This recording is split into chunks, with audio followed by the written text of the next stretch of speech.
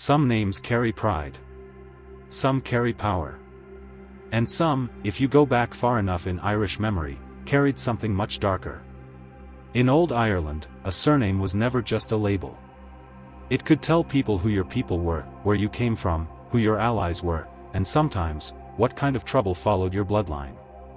In villages where everyone knew each other, and where stories passed faster than written records ever could, a family name could become a warning.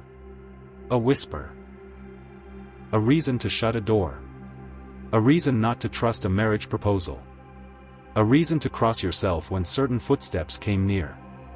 And that is what makes this subject so fascinating. Because in Irish history and folklore, there were surnames people linked with curses, disaster, betrayal, strange deaths, broken promises, and family lines that seemed to drag old darkness behind them. Some of those reputations were earned. Some were exaggerated.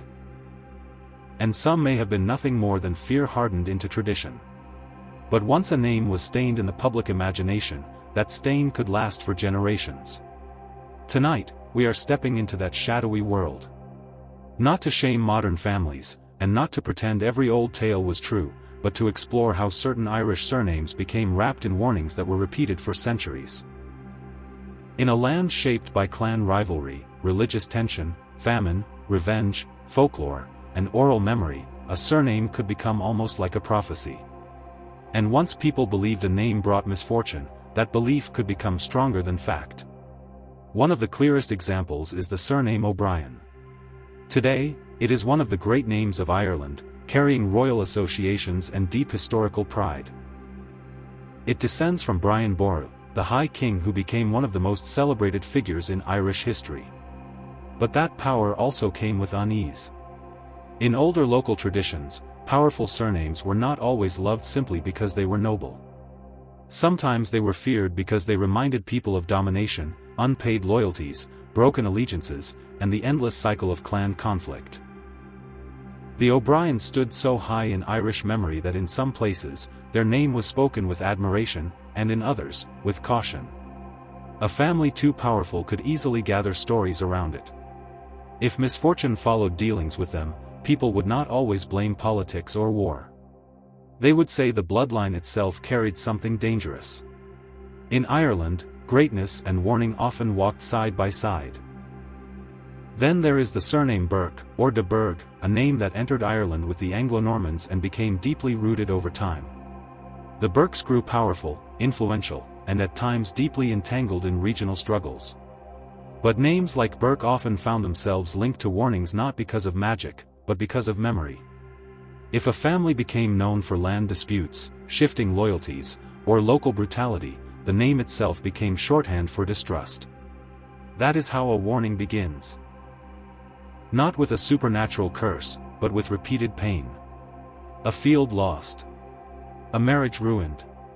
A betrayal remembered at the wrong fireside and repeated at the next one. Over time, people stop saying, "That man was dangerous," and begin saying, "That name is dangerous." And once that happens, the story outlives the facts. The surname Lynch carries one of the darkest examples of how a name can become linked to grim warning. In Galway, the Lynches were one of the great merchant families. Wealthy, powerful, and respected. But history remembers one story above all others, the legend of James Lynch Fitzstephen, the mayor who is said to have hanged his own son for murder when no one else would carry out justice. Whether every detail of the story happened exactly as later generations told it is still debated, but that hardly matters when it comes to reputation. What mattered was the moral shock of the tale. A father hanging his own son. Justice placed above blood. To some, it became proof of stern honor. To others, it turned the Lynch name into something chilling. A family linked forever with judgment so severe it crossed into horror. And then language added even more darkness. Over time, many people wrongly connected the English word Lynch with that family legend, whether directly or indirectly. That deepened the feeling that this surname was not merely historic, but ominous. The kind of name that makes people lean in and lower their voice. Another surname wrapped in old warnings is O'Donnell. Like O'Brien, it is a great Irish name with proud ancestry. But in folklore and memory, the bigger the family, the bigger the shadow it casts. The O'Donnells were associated with war, exile, rebellion, and the collapse of old Gaelic power. When a family becomes tied to dramatic rises and devastating falls, people begin to speak of them almost like tragic figures marked by fate. In some corners of Irish tradition, powerful families who suffered repeated disasters were quietly viewed as cursed, not because a spell had been cast, but because sorrow seemed to follow them from generation to generation. Defeat in battle. Loss of land. Forced departure. Broken succession. Dead heirs. The pattern itself became the warning. And once a pattern becomes a story, it no longer needs proof. It only needs repetition. The surname Joyce offers another kind of darkness.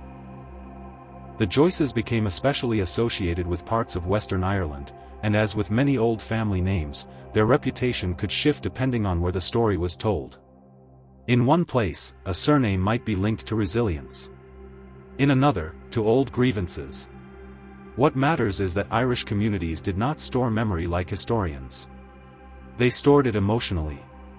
A family's name could absorb the pain, suspicion, or fear left behind by events nobody fully remembered anymore. That is what makes these surname warnings so powerful. They often survived long after the original cause had faded. People did not always remember what happened. They only remembered that something bad happened, and that this was the name attached to it. And then there were surnames linked not to political fear, but to supernatural unease. In Ireland, folklore was never separate from daily life. It lived in crossroads, in hawthorn trees, in old wells, in funeral customs, in warnings about the dead, and in the quiet belief that some families stood closer to strange things than others. Take surnames associated in local legend with keening women, death omens, or banshee traditions.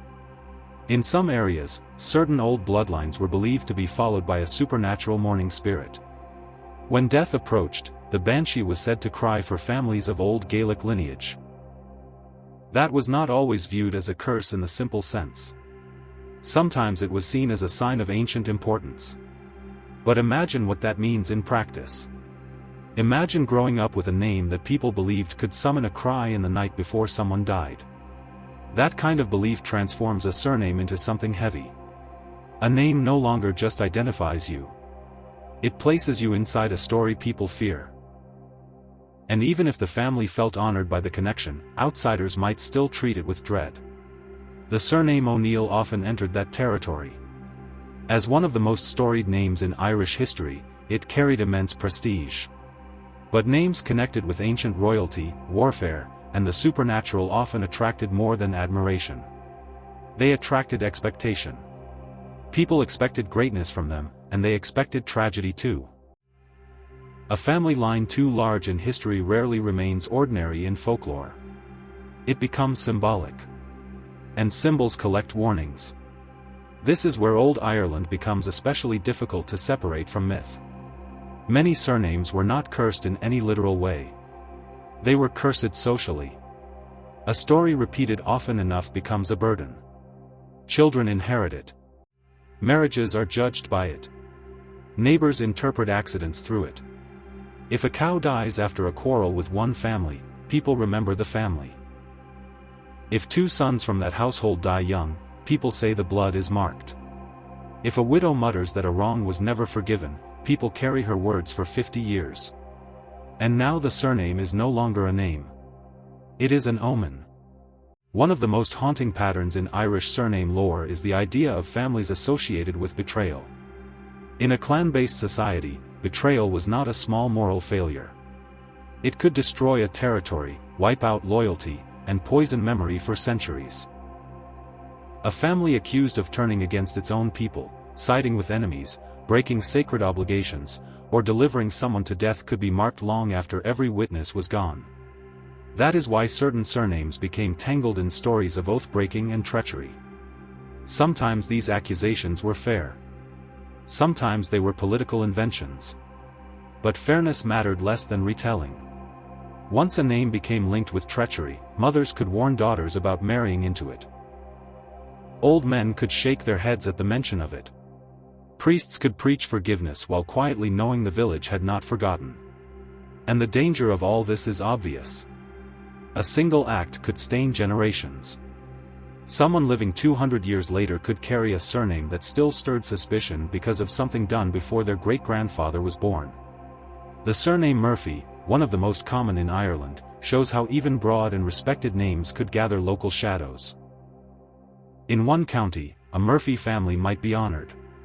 In another, there may have been a branch whose name became linked with loss, feud, or an incident so grim that neighbors treated the surname like a warning. This is why Irish surname lore is rarely simple. A name did not have one meaning.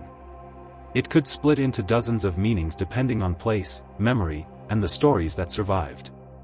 That local intensity mattered. Ireland was a country of intimate memory. The warning was often not national. It was local. Not, never trust this name in all of Ireland, but be careful with that family in this parish. These warnings had enormous power because they lived close to the ground. They were carried in real voices, by people who believed they knew what had happened. Some surnames became linked to priests' curses or saintly judgments in later legend. A family that desecrated land, broke hospitality, refused mercy, or committed some shocking act could become the center of a tale in which a holy man pronounced judgment on their line. Whether such stories were historically true is almost impossible to prove. But in Irish storytelling, that did not make them weak. It made them stronger. Mystery helps a warning survive. A documented event can be challenged. A curse story cannot be killed so easily. It breathes in uncertainty. Picture it. A family refuses shelter to a traveler. Or robs church land. Or murders under truce. Then comes the pronouncement, no luck in sons, no peace in the house, no heir to keep the land, or ruin after every rise. You can hear how such a tale would spread. You can feel why children would remember it. And once the family suffers even one more misfortune, the curse seems confirmed. This is how folklore works. It feeds on coincidence and turns it into destiny. The surname Walsh offers another interesting case.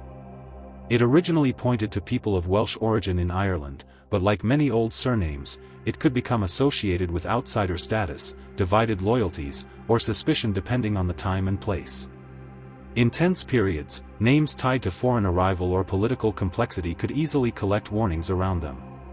Again, not always because of magic, but because communities under pressure need symbols for fear. And fear is efficient. It attaches itself to whatever is easiest to remember. Then there is the social curse of marriage warnings. In rural Irish tradition, family reputation mattered enormously in choosing who to marry. A surname could carry rumors of madness, violence, alcoholism, bad luck, or unexplained tragedy. Some of these warnings were cruel.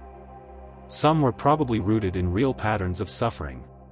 But once the warning was spoken by enough elders, it became almost law. Imagine hearing, "Do not marry into that name."